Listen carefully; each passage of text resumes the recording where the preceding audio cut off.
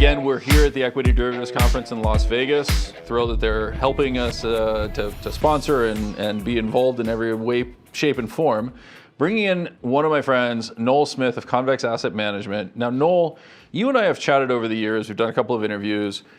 You know, one of the reasons I love talking to you is that you actually came out of the Chicago pits, right? So you were on the open outcry system and the specialist system in terms of option market making, et cetera. You've experienced the dynamics of market making.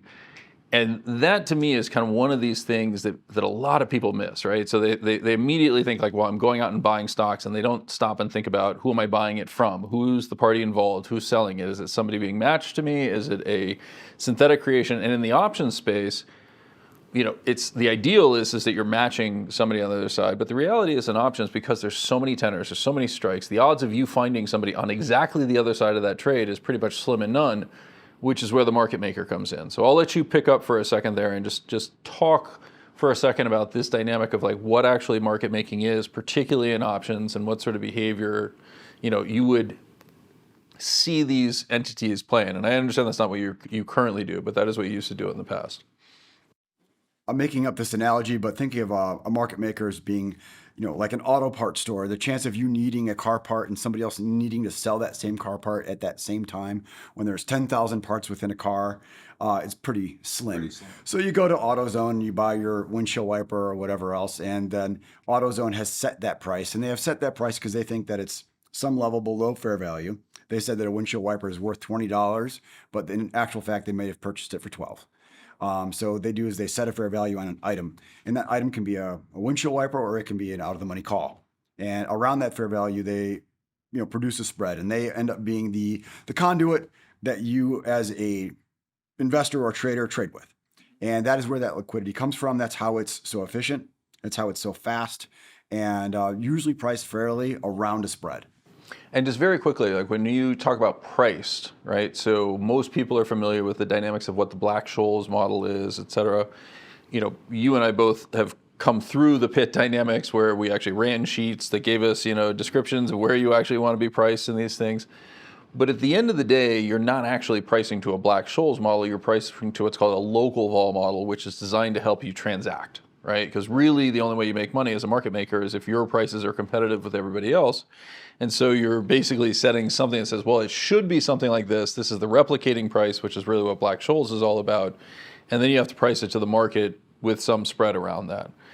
When you think about the dynamics of what drive that local vol market, what are the things that can impact that? It is a function of many things. So there's human beings that have piles of money, and these piles of money wax and wane with the profitability of their trades. And if they have a lot of pressure on at a certain position that is disadvantageous to them, they will move their prices more swiftly, more violently. And a lot of times they will create vacuums in liquidity and items that you think should trade continuously, like Black-Scholes fallaciously prices that are continuous pricing, that those prices are not always contiguous. Using like biotech as an example, if you have a drug and the stock is at $100 and the drug is amazing, it goes to 500. If it's not amazing, it goes to 2. The idea that, it's a binary event, it's a bimodal event, and it is not continuous pricing. So that is all priced into it. And that's what you, I think, are alluding to with the local model, which is to say, well, I have my new price that's 2, or I have my new price that's 500, and I'm pricing everything around 500 now because 2 is not on the table. Yeah. Well, so actually, it's really funny. So you unfortunately weren't a fly on the wall, though it sounds like you were a fly on the wall in the past couple of interviews that we've just done. So this idea of bimodal pricing and the tension that creates is something that I think we're really seeing right now. I think it's particularly true in the rates market, right? So Harley was bringing up previously the idea of the one year being priced at give or take 360. That's just the wrong price. And it's because we're actually pricing 0 and we're pricing 5, right? Right. Are there other examples of that you're seeing in the market right now where effectively the market is kind of trapped between, Scylla and Charybdis, and we just don't know which one we're going for? I think that a lot of the attention that's being pulled into the zero data expiration options are a proxy for not wanting to have a position. It is a less committal way of having a delta that you will pay some level of premium, and you forego that premium for the pounding that you might receive in a drawdown. I don't know enough about the rates market to know what the proper pricing on a June 1 bill is relative to the next tenor. I don't know if it's, that 1 day's interest minus whatever you haven't paid, or if it's a hard zero. And how those things have diverged, honestly, is not my skill set. I don't really know why that's happening. I know in theory, but I don't know in tradable applications. So we actually pulled all of our bill positions as a result of that. I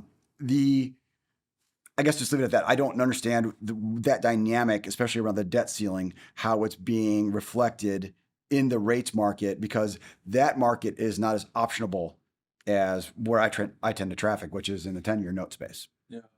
So when you think in the 10-year note space, right, because this is one of the topics that Harley and I have on a fairly regular basis, that strikes me as a somewhat interesting position because it feels basically like the pivot point, right?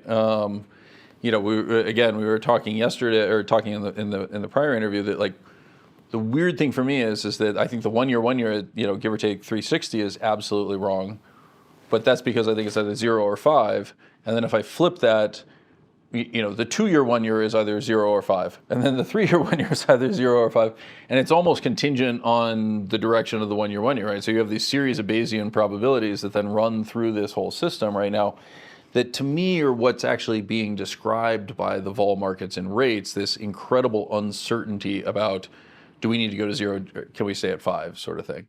If you think about the implications of that, and you're seeing less of that in tens, I would argue, but if you're thinking about the implications of that for other markets like equities, right? What's your reaction to that? Is the equity market vol capable of pricing this in, or do you think the 0 DTE is showing something, or? Somebody's wrong. So I don't know if that means this goes up and this goes down, or they widen out or whatever. But I think that, if you look at credit as being the relative of equity, Mike Green with $1 million in no credit is in a different cash position than Mike Green with $1 trillion of credit, the exact same guy. So if you have access to money and the price of money is cheap, your ability to stay solvent and continue your business is much higher. So I think that having uncertainty in the rates market, where you see the 10-year note straddle yesterday into the minutes being priced at like 13 vol, and then today it's being priced at like relatively 9 vol, with the skew structure going from the top to the bottom and relatively flat through time. It's basically saying, I don't know. And if you look at what the Fed is saying, 2%, who knows how much to believe, but you have to take them at some level of credibility because they are the authority. And then you look at what the rates market is saying, which is quite different. There is a trade there. And I think that trade is being manifested in indecision, and that indecision is being pulled forward. So if you are a manager and you have to have $100 million of deltas on, and call it the S&P 500, whatever. What is your deal? Do you want to go out there and buy E-minis? Do you want to buy SPYs? Do you want to just carry that Delta 1 instrument until death do you part? Or do you want to maybe take some gamma risk, theta risk, and just express some of those opinions in the shorter tenors? And is it safer? Depends on the function of time. Because if would you rather wear a SPY for the next 6 months, or would you rather bleed theta for the next 6 months? Depends, right? And the rates market is shifting all the time. I mean, if you look at the probability of another 25 bip rate hike in June, it's up dramatically in the last 48 hours. Yep. So there again is yet another trade. And I think that the indecision that you're seeing expressed in volatility absolutely has a equity component and a bond component to it. And those two things to me are very related. Now, you mentioned credit, because to me, credit is actually one of these really interesting nexuses of where I'm seeing this tension manifest itself, right? So we're seeing credit spreads quite tight relative to certainly what we've seen historically. They're wider than they were in the lows of, the tights of 21, for example, but significantly less wide than they've been in prior periods of stress. And I think most people would look at the rates market, the debt ceiling, are we in a recession, are we not in a recession? This whole analysis is effectively saying, like, well, credits should be wider, right? There should be more risks expressed there. We're seeing this same kind of underlying dynamic where I would argue that it's the supply and demand forces, very little credit issuance that's actually coming out, particularly in high yield, more in the IG space, but very little in high yield, against an increased recognition that, well, we can debate whether there's a 25 basis point rate hike. I think we're fairly confident there's not a 500 basis point ahead of us in the next year, right? And so Harley's smiling because he doesn't entirely agree. But the question becomes basically, so what I would argue is happening is we're seeing people rotate out of floating rate debt into fixed rate debt, i.e. selling loans, buying bonds, credit quality is deteriorated enough in loans that they don't see that much of a downgrade in terms of the credit quality component. That's creating additional demand for bonds right now, high yield bonds, while issuance is just evaporated. There's just no demand because companies seem to realize almost exactly the same tension. We can't actually issue at these levels and remain solvent, right? Yes. So what can cause these tensions to resolve? Like what, I hate to ask, like, what is the catalyst, but it does feel like there is a catalyst. Is it the debt ceiling? Is it a debt resolution? Is it? I think the debt ceiling is theater. Yeah. I don't have any reason to think that there's a trade there other than the very short term. I think that each side is almost compelled based on their donor base to take their respective camps, fight to the death, and have, that sound bite or a little camera bite that they can, then use to monetize their campaigns. Yeah. So they're almost compelled to do that irrespective of their actual feelings. So we are almost going to be forced into that drama. And then when that resolution, I feel, ultimately does come, we probably rip. But with that rip, I think that there is a bearish outcome ultimately because that liquidity where you need to top off the checking account for Janet Yellen as she needs to go from zero or some closeness to zero to back to multi-billions, she has to issue treasuries and that money comes back out. And that with that liquidity, you could easily argue that just turns equities right back.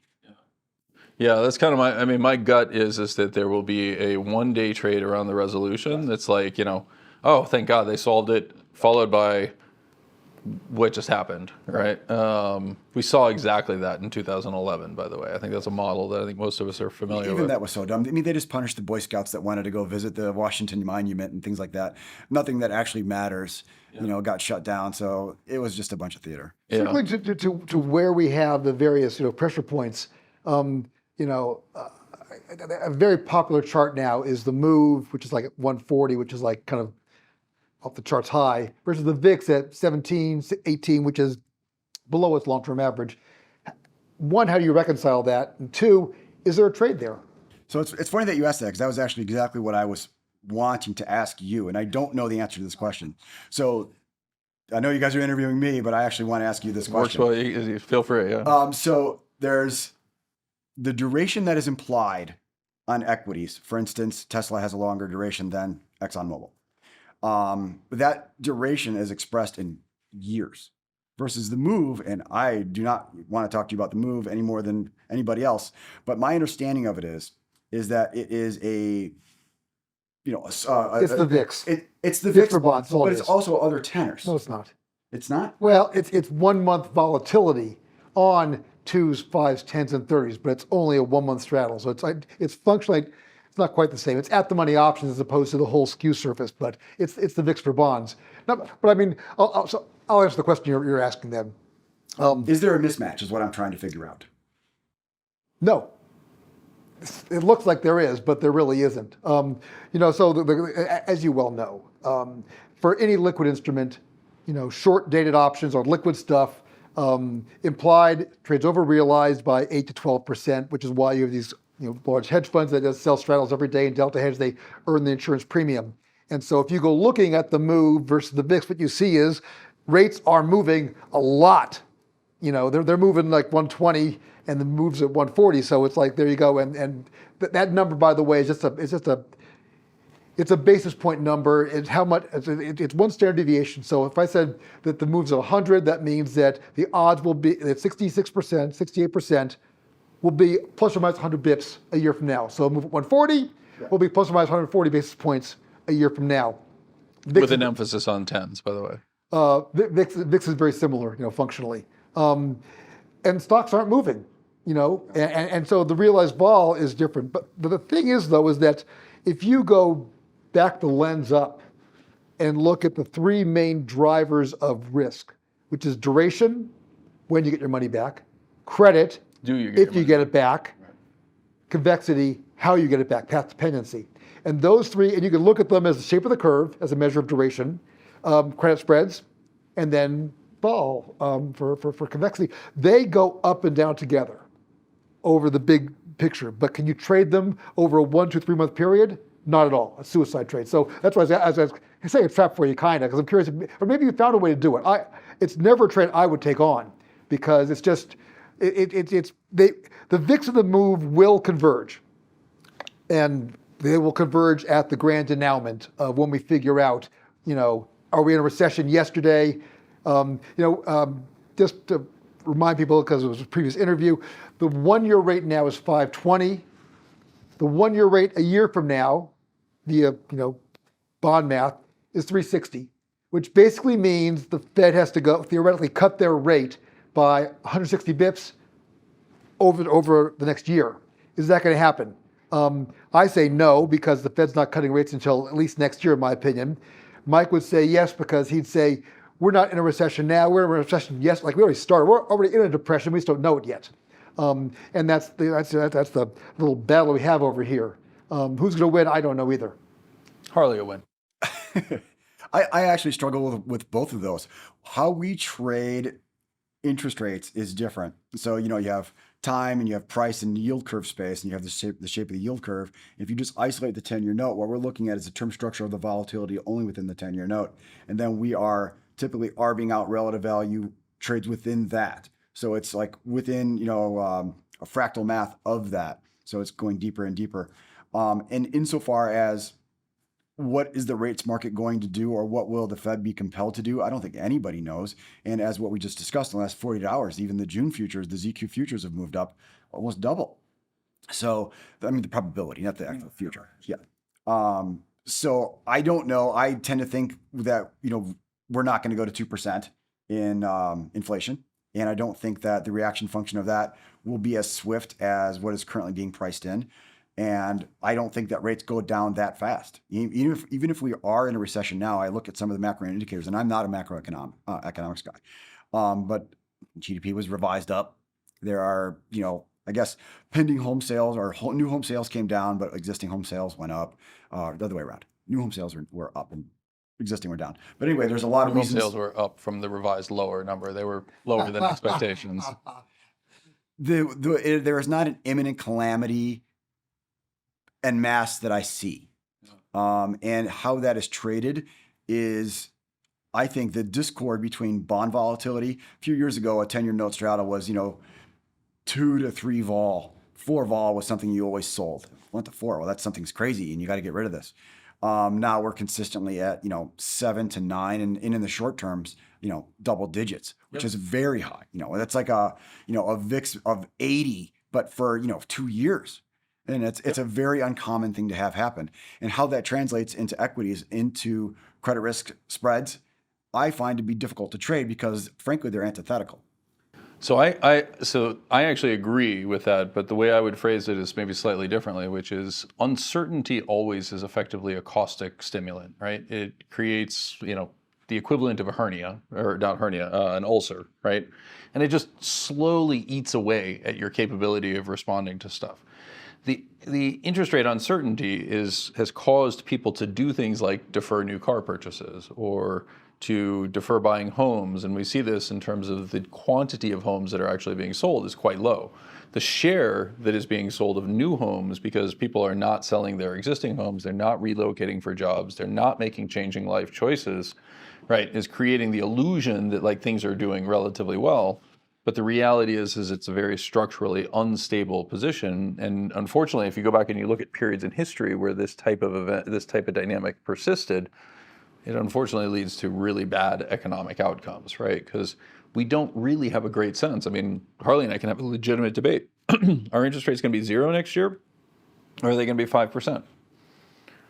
And my choice of financing behavior is going to be radically different if I believe that they're 0, in which case I'm going to do everything I possibly can to hold off refinancing something until next year, right? Whereas if I think they're going to be 5, I might try to actually go through now, right? I might try to get stuff through now. What I'm seeing in most corporate decisions, or in many corporate decisions, is basically exactly that. Basically, people are frozen.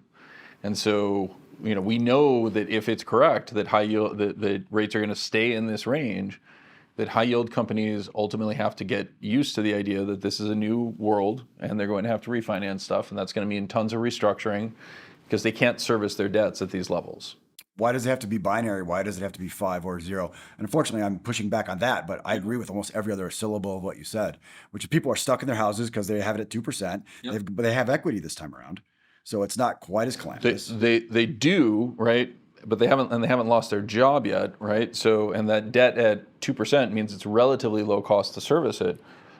But if I lose my job and I need to move for a new job, then I'm forced to go back into the market. And not only am I actually sacrificing that mortgage, but I'm also actually suddenly re-entering the market and saying, "Oh my gosh, I can't afford anything now."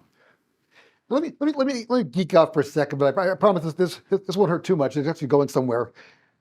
Looking at the universe where you play, the sandbox you play in, is the wrong price the June versus Sep vol on TY, so the time, is the wrong price the straddle versus the strangle, which is the skew, or is the wrong price TY versus US, which is a 7-year versus the 20-year? Which of those three is the wrong number? 7-year versus 20-year for me is too hard to trade because there's so many vicissitudes of what's happening that is our macroeconomic events that we have yet to see. We don't get those data points and we all get them at roughly the same time.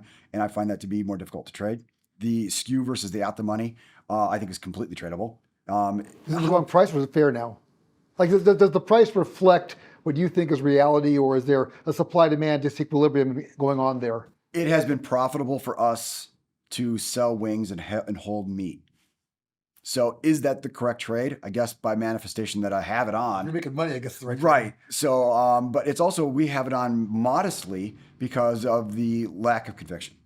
And so just very quickly, I just want to make sure, because sometimes, particularly when Harley geeks out, it never happens when I do, but we lose people. So just when you say you're short the tails, long the meat, what you're actually saying is that you've bought volatility near, right? So the at the money volatility, and you've sold out the wing volatility to offset some of the carrying costs. It's like he's long the 100 strike and then short the 120s and the 80s. Yes, correct. So just as an example, say I were to make a private bet with you that how many times are you going to sneeze over the next 30 days? And you say to me, well, I sneezed on average 10 times a day. And so therefore I'm going to multiply that times 30 and we're going to have a number. That's the fair value of our bet. And then, 25 days have now passed. So the chance of you sneezing 300 times the next 5 days is much lower. So that's the idea that time has elapsed and the distant part of the trade has compressed and come into the center part. Right. And that is kind of the trade that we've elected to have on. I've never thought of using that example, but it's actually kind of a fun one. So effectively, the 300 sneezes becomes a very low delta option, right? So It can still happen. It can still happen. I could NVIDIA. Unless it's NVIDIA, right? So actually, this is one that we talked about very briefly, and I know you don't have a position in NVIDIA, and we're not focused on trying to market something like that. But when you look at what happened today, right? The headlines that immediately hit were short squeeze. I don't see how that's physically possible because only 1% of the shares were short. There's tons of liquidity. If anyone wanted to cover, we're talking, it looks like the entire short book lost like $2 billion, which is a lot of money, but relative to a $1 trillion market cap company, it doesn't matter at all, right? And the odds are very, very high in my analysis that a sizable fraction of that short is actually people who are delta hedging out puts that have been sold by dealers, right? So who would have made money on the puts collapsing in value, right? So when I think about what happened in NVIDIA today, what do you think can cause a $600 billion stock to jump $200 billion in market cap, a new record? I think that whenever you have price in anything move above and beyond what it's expected, it's because somebody is forced to make an uneconomic decision against their desire. Yeah. And that could be said for almost anything. Yeah. If you have to sell your house, it's one thing if you have a year to sell it versus if you have 10 minutes to sell it. Yeah. So when you have an extreme earnings beat in NVIDIA and you have a 25+% move, the idea that there was options that were priced out of the money that were deemed to be fat and was priced to be either perfection or go down. And now those options are Delta 1 where they were Delta 15, Delta 20, and you have to buy many more shares back because what was the 10 Delta option is now a 50 Delta option. Yep. After this move, they're almost all 100, but yeah, anyway. Yeah. Well, if it's say just at strike, whatever. But if it was 15 and now it's slightly above strike, fine, it's 100. But my point is that whenever you see something that is priced irrationally based on history, I feel it's compelled purchasing or selling, whether it be going down or going up. You saw that in the bond market. You've seen that innumerable times. But whenever there's something that's like, wow, I can't believe how much that thing moved, it's because somebody has to cover their pain. So I think that's probably right. And the rumors that we're hearing, of course, is that there's a 1-by-2 call spread that somebody saw. Again, the numbers feel very small to me. The thing that I think surprises most people, me much less so because of my theories around passive, is what I would just describe as what seems to be relatively small changes in supply and demand, and the magnitude of the move that has actually emerged from it. And then the second thing that is fascinating to me is effectively this dynamic of we were at 300 yesterday, we're at 390 today, and people who are messaging me and calling me on it like, God, that's a crazy overreaction. And yet we go sideways, right? Like 390 is like, it's 385 is the new right price, right? Magically discovered after a day. Now, the irony, of course, is that the academic literature would treat that as an incredibly efficient market, right? That is an incredibly, crazily enough, that's an incredibly efficient market because the academic definition of efficiency is how much of the volume can be explained by the release of information and how quickly does it incorporate it in? Oh, look, it immediately incorporated in the new release of information. And what you're saying is actually, no, it's a non-economic buyer who's forced this. Why does it stay there now? What's your thought on that? I think that there is a pro rata contribution from flows, economic decisions in the derivatives market, and with the increase in just volumes and interest in the derivatives market, you're getting a much more of positive feedback loop in both directions, where you're getting these reaction functions that are being pulled forward that normally would be expressed in stock, and now they're being expressed in options because there's a lot greater number of people that are trading in these products, and they're expressing their opinions in them. And then when you have something like NVIDIA and you have these very improbable moves, people are short these options, and then when it rips through their short strike, they have to cover. Yeah, I think it's an uneconomic decision for them, and they know the deal, and their counterparty knows the deal. Yeah, I mean, again, I think I'm asking a slightly different question though, which is, I can see how that leads to a spike. I'm forced to cover, and then rationality reintrudes, and it goes back to 330, for example. Maybe it should be 10% higher on a significant earnings beat. Why do you think it stays at that 390 or the 385? You're right. I didn't answer the question, and the real answer is I don't know. But if I were to speculate, I would say that because those positions have been taken off and there's no new information. I also think that if you say that the new information is out and therefore the new price has been achieved and that new price is the proper price, if that was the case all the time, there would never be anybody making money ever. It would always just be the new thing. The new thing is flat until there's the next new information or speculation on that new information. And that's where I think flows can dominate rationality. Because if you are an equity analyst, you do a discounted cash flow model on NVIDIA, and you say, okay, their next new earnings is going to be X plus 5 because of because of all the new information that's coming out. I have no idea. I have no idea if that right price is 390 or 280 or 580.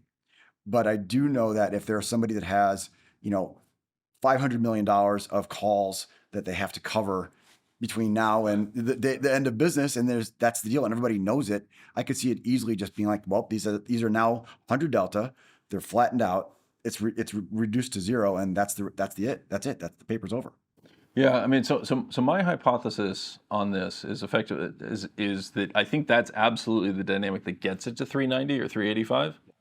And I think what happens next is actually the really interesting part about the passive flows, right? Because at that price, that's the right price to Vanguard. They're going to buy at that price. They're going to come in and support that. And if there is no further information, exactly as you were pointing out, the only conviction player is the one who was given money and told you have to buy because of index construction, right? And so they're the ones that are continually receiving flows in the neighborhood of $1.5 billion a day. They're the natural buyer, right? They're the one who shows up on the open and says, that price looks fine to me. You and I might look at it and be like, oh, I think it's going to return to, here's the 200-day moving average. It may come back towards that. There may be some mean reversion. That model doesn't exist for the passive players. I agree. And I've never been a technical guy. And I don't know that I've ever met anybody that makes money over long periods of time above and beyond statistical luck. Right. I mean, I've seen guys that have picked spots because of lines and it works in short periods of time. But overall, I would chalk that up to luck. Yeah. You were saying that you think that things are happening because people have bad consequences if the move is more than like, the straddle, more than expectations in the market. So indication of people being surprised. Do you think that the Fed has somehow created moral hazard via their policies in the last 4, 5, 8 years, where they basically took their policies, pushed the VIX down to like 12 and the move down to like 60, and it almost becomes anchored there once it's been there long enough? I mean, I mean, I think all of us were surprised that when tens got above 2.5, just because after it had been at 2 for X number of years, it's like almost shocking that it can go anywhere else. I mean, did the Fed, I mean, are we still kind of recovering from this thumb on the scale from the Fed, or are we back to normal? So to me, your question really results in what I would think would be the most interesting part of this conversation, which is what's the trade?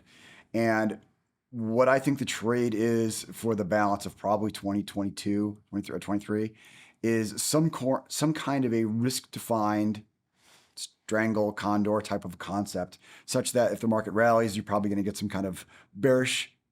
And just to be clear, market, you're talking tens here, right? I'm actually talking about equities. Equities, okay. But that same logic could apply both ways. So as to say that we go from 4,000 to 4,400 or something like that, well, then inflation might start picking up, and that would manifest in the bond market as well. And then you come out with some kind of hawkish comments saying that, well, we really got to get down to 2, and it just isn't happening, so we have to stay higher for longer.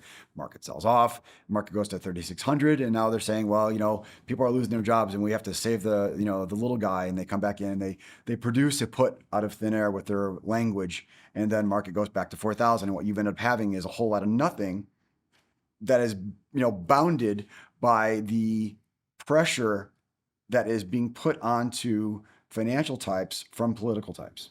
You're describing the opposite of your current trade, where you want to go and sell the belly and buy the wings. What I'm saying is I want to sell the wings in general, whether again be strangles or condors, with the condors just being risk defined, strangle being undefined, but you could size it so it's the same.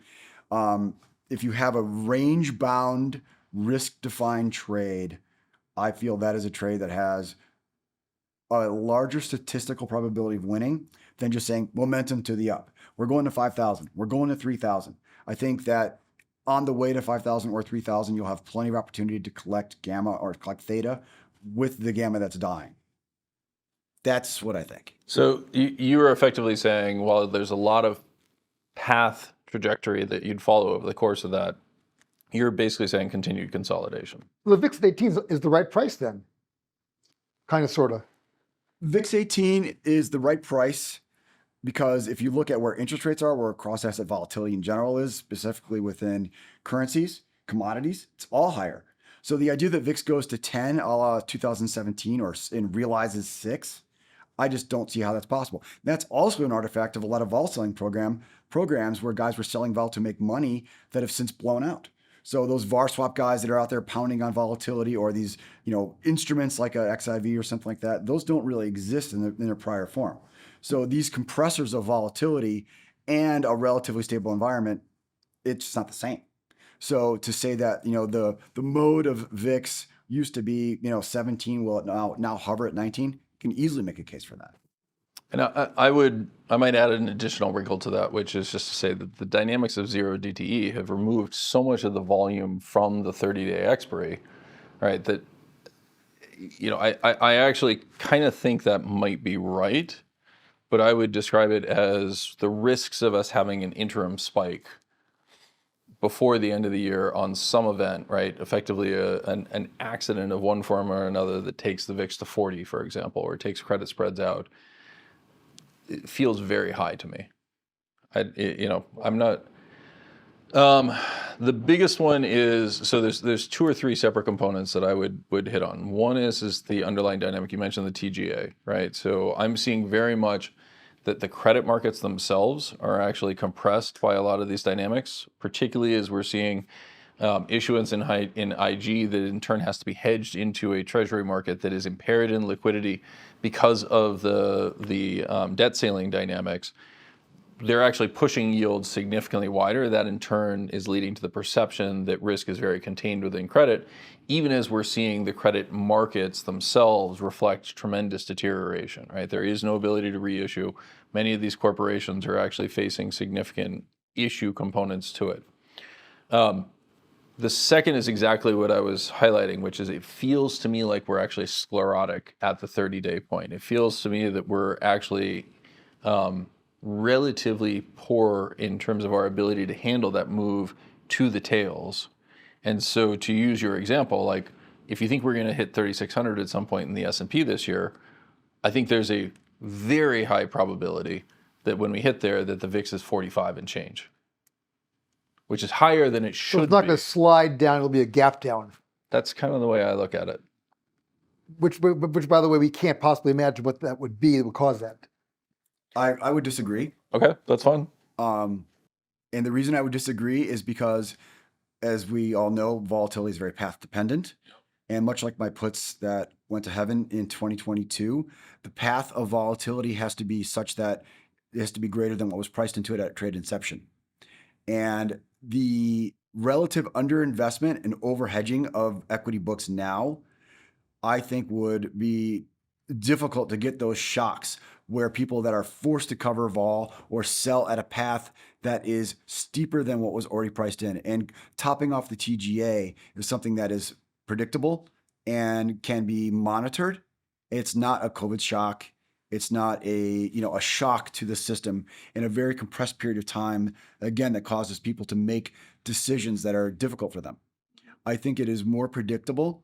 And if we get to 3,600, I would anticipate it would happen for those liquidity reasons outside of a war, COVID, or whatever else. I think that it would happen at a rate of change that is digestible by the existing equity markets and VIX markets. Interesting. Okay. So my read on that is if we were to drop down to that level, that there's actually quite a bit less hedging at the lower points. What do you 3,200. Yeah, that would be the question. But if you are saying that everything has been migrating from 30-day VIX to 0-day VIX, so when that implies that something's happening in the here and now that's not going to happen in the future. So what's to hedge when there is nothing to hedge? Why buy car insurance when you would have no car? That's, I think, part of the point is we do have a car. What I would say that where we are right now is it feels much more like why buy car insurance because we haven't had any accidents. That feels more like the environment that we're in, but I could absolutely be wrong, right? I mean, you have a sobering perspective on it from the long vol dynamic. I think that it is neither one or the other. I don't think this is a binary case where you're right, I'm wrong, you're right. I think it is, you see a lot of people expressing their opinions in the options market where they might have just gone out and buy SPY previously. And then when you have a bunch of SPY, you feel some kind of compunction to hedge your SPY so that if SPY goes down, you don't get destroyed. Right. If you buy a call option, you don't need to buy the put option. Exactly. So when you don't have this put option that doesn't exist, somebody else isn't short that same put option that doesn't exist. And therefore, nobody needs to cover it when they sold it for $1 and bought it back for 10.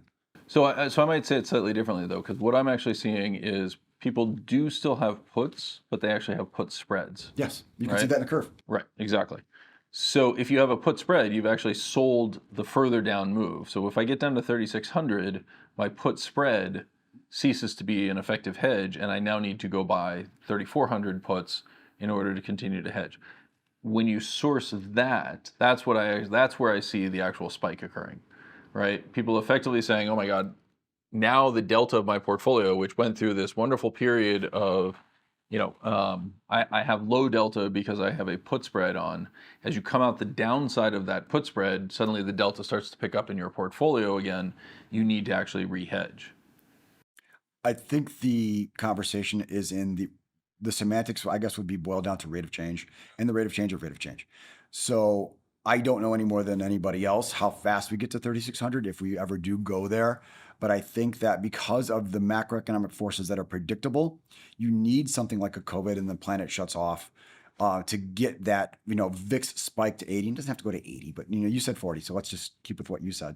That still implies something north of a 2% move per day. And that is still quite shocking to the system. And the amount of, kinetic energy that it takes to keep a VIX at 40 is quite high. It's quite high. And I think you're dead right about everyone's spread off because anybody who bought an option downside in the last 18 months has lost money on that downside long volatility. Ask me how I know. So, that dynamic, I think, much like the rest of the planet, I also have, spreads as opposed to just being like long puts that die of money death every day. And because of that spread off, you're right. So you have the 38, 35 spread on, 3,800, 3,500 spread on. And now we're at 3,500. What do you do? do you re-engage? But if you are there, the spread dynamic and the skew has changed to be something like relatively skewed to probably relatively flat. So the new is not quite as punishing, because now at 3,600 in our analogy, the at the money vol is going to be something like 35 to 40, but the out of the money vol isn't going to be 90 or whatever else. This will be much flatter. And if we do bounce back as that vol compresses with time, it will allow the market making community to buy some of this back and buoy the market. So I'm not really afraid of like a crash to 3,000. Have you seen, with rates going from 0 to 5 in barely a year, any changes in your market making process? Like, I mean, the bigger issue is like if Spooz is at 4,000, when rates are 0, then the forward might well be at 3,800, and therefore a call option looks cheap because it's in theory out of the money versus the forward. And with rates at 5, you now have the forward at 4,200. So calls are very rich. With this changing in the financing rate, has that changed your trading abilities, or what the trades you see or trades you put on? Or does it create limits for you in terms of capital you can assign? There's a bunch of questions in there. I think anybody who trades options for real knows how calls and puts are mirror images of each other regarding interest rates, and interest rates go up, your calls go up. And that's priced in pretty instantaneously. There is some difference in the implied borrow and the implied future dividend streams that are, you can disentangle those from put call parity, right? If you see that the borrow is based, the reversal is priced at 30 cents based on a 1% interest rate, that same reversal can go to a totally different price. But again, that's all kind of priced in. So because it's been taken in by the market at the same time by everybody, it hasn't really changed much. Of course, the rates have changed. Well, I would push back that most people have no idea about how interest rates work and forward pricing and everything else, at least people who read my stuff. But what I'm saying is that when we take the rate from 0 to 5, your risk reversal, let's say you're out of the money call for, that changes dramatically. And all of a sudden, it looks crazy cheap for people to sell calls and buy puts. I'll make you a bet there's a lot more of that going on now than there used to be when rates were at 0, which might change what you do, or maybe it doesn't. Well, there's a lot more call overriding, effectively, is what you're describing in those conditions. Although ironically, what's going to happen is, if it used to be a year and a half ago, it was the 5% out of the money call versus the 10% out of the money put would be 0 cost. Yep. Well, now I'm going to make you a bet you could be darn near flat, or maybe even a slight credit. Sure. So, I remember in 2017, it was like 25 to 1. So in other words, you sold one put and you bought 25 calls. And it was just like these riskies were trading crazy numbers. And you're right, that's completely flattened out, and it does change the dynamic. But for me, as somebody that comes from the market making space, it changes slowly enough where it doesn't freak me out. And I don't think the opportunities are such that, there's 10,000 calls where I thought they, $1 away from where they should be. I don't see dislocations in pricing anywhere near that good that frequently, because it all kind of happens at the same time. When you think about, this is actually an interesting question from the standpoint of how much of that change is of the moment and how much of that is a truly structural component. So yesterday, for example, I was meeting with Citadel's option market making team. Are people that much better in the space today than they were 10 years ago? No, I don't think so. Were Dutch tulip traders dumb in 1650? Probably not. If you could have bought a house with a tulip today, would you have bought it? Well, if you could buy 2 houses tomorrow, you might have. You might have been wrong too.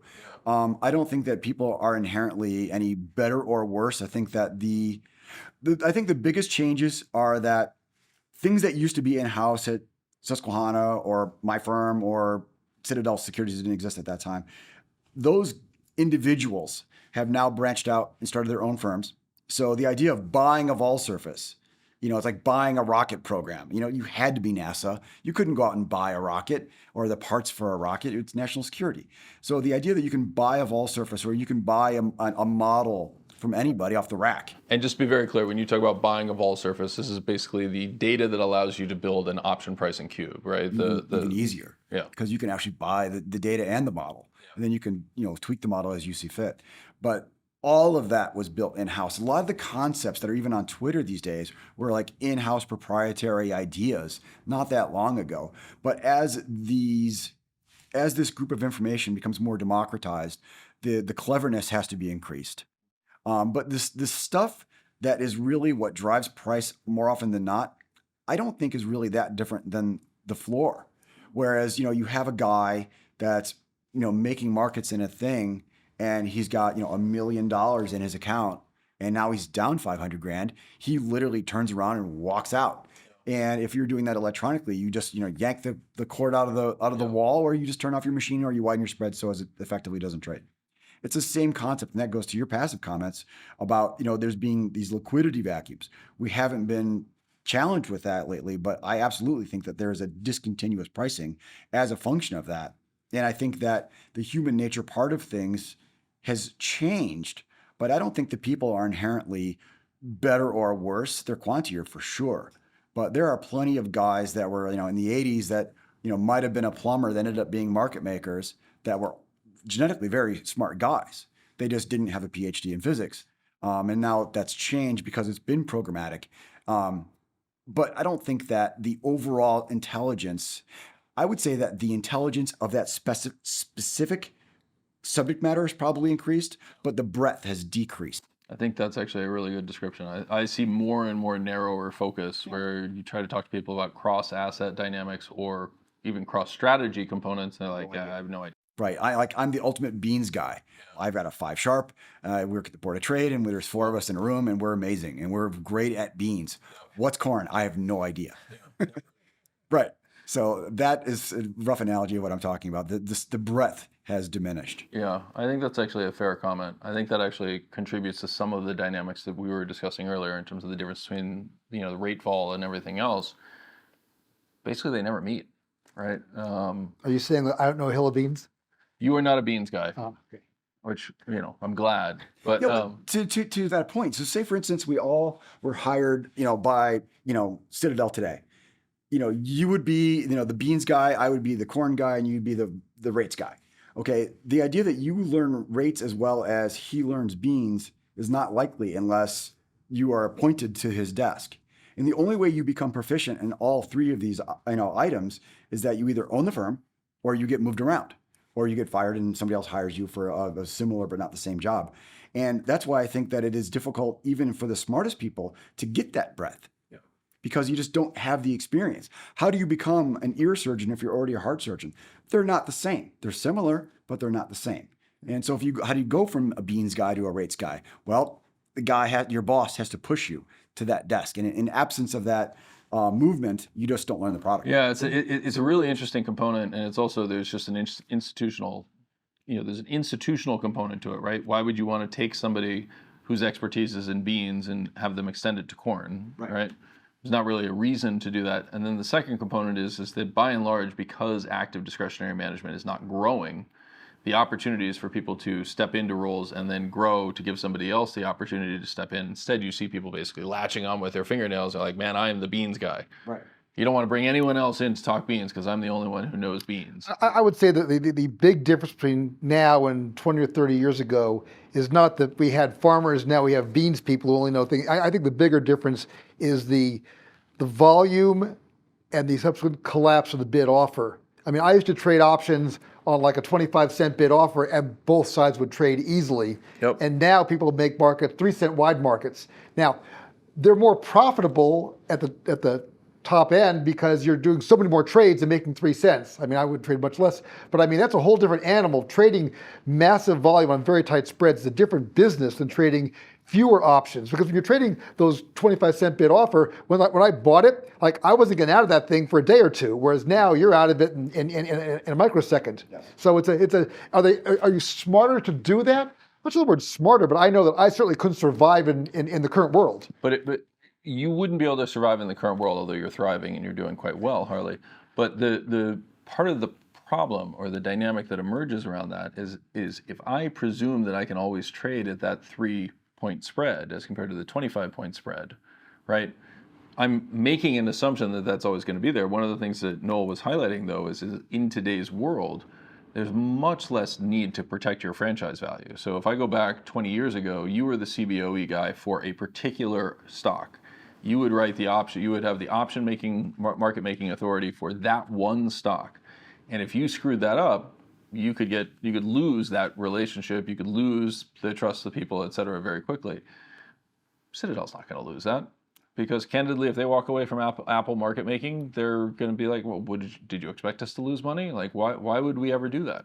And it's a very rational statement until you actually recognize that part of the process of making markets and protecting markets and building them over time is actually people willing to say, I'm willing to lose some money today. The interesting thing that you're trying to get to, though, is that the very tight bid offers give the illusion of liquidity. Totally agree with And that. the reason why you have implieds trade 8 to 12 over historicals, one of them, aside from kurtosis, is gap risk. Is that markets are not continuous, that you can't trade as much as you want at every price. And so you've almost made things actually almost worse for people because when you're saying a 25-cent bid offer, I mean, you knew that you had issues, man. Now it's like everything trades all the time. You have this false sense of security, so I think you get rarer but larger surprises. NVIDIA would speak to it. I can give you guys a specific trade. And going back to your floor stories, and I have a billion of those. But I remember when I was trading Lycos, and I did a 100-lot trade versus the Susquehanna guy, and there was an audible woo, as if it was a big trade. And now a 100-lot is just like it's invisible. But going back to that last point about liquidity, we were doing an Amazon earnings trade where the earnings date was in question. So what happens is there's two at the money straddles or a vol surface within these two questionable periods. Is the earnings date going to be in this time period or the next time period? The market doesn't know. So what the market does is it does the rational thing is it splits the difference. So what we did is we figured out when the earnings was going to be, so we put that spread on. But because we had to do it enough size, we would go out and we would sell something like a few thousand options per line. And then we would price it to go a quarter through the bid or the offer, depending which side of the time spread you want to do. And we would go out and spray the market with 5,000 each strike for our size, but we would only get 300 to 500. And even though in theory, had we been filled on all of these, we would have 100,000 options on. It was nothing like that. It was more like 10,000. So that liquidity, when you see it as being like 50,000 up, it's just not true. Yeah, no, I think that's right. They can take it away so fast that it just never was there. Yeah, I just describe it as I think it feels to me like the market is increasingly short gamma to the market makers. And that has always been, there's always been an element of truth to this. I don't want to romanticize the past because I don't think that's actually appropriate. But what Harley's talking about when you're trading 25 cents wide, that actually does give you the ability to say, okay, you know what, I'm going to take some stuff onto my prop desk, I'm going to deal with it, et cetera. If I'm pricing 3 cents wide, now all of a sudden, you literally, you have to delta hedge that on a nearly continuous basis because gap risk will kill you. Right? I think that based on the conversations that I've had within the market making community, that they don't. They generate alphas in a 6, 12, 24, 48 hour period, and they just ride it. Interesting. As opposed to the concept of buying an option for 12.5 cents below the Theo, and then hedging it out and making some little, few cent profit. It has been the judgment of a lot of large market making firms recently to just say, okay, I'll wear these calls. And because I think that Apple will go up based on these numbers that I have in my mind for the next 12 hours. And the math would bear out that it's right. And the profits would also bear out that it's, so you right. think ultimately that the market makers are trading more directionally now? Yes. Interesting. I would not have guessed that. Yes. That's super interesting. We should have a conversation offline on that. All right. Well, this, as always, has been fascinating and a really interesting introduction. I just want to remind people that part of the reason why we do this is because the very technical features of the market, the things that make up the individual players, whether they're market makers, whether they're sell side on the rate side, the OTC market, whether they're buy side, et cetera, all of these basically play a role in what we see on the screens. It's not as simple as somebody going out and saying, well, I really think that Apple is going to achieve X in earnings or NVIDIA is going to achieve X in earnings. The behaviors are all often determined by structures that were sold long time before, forcing people to engage in different behaviors, and that's true across every different component of it. Noel, thank you very much. I appreciate you coming up and talking with Harley and I, and we look forward to doing this again. Thank you. All right, if people want to follow you, you're available on Twitter. What's your Twitter handle again? It's at Noel Convex. At Noel Convex. Okay, fantastic. Thank you very much. Thank you.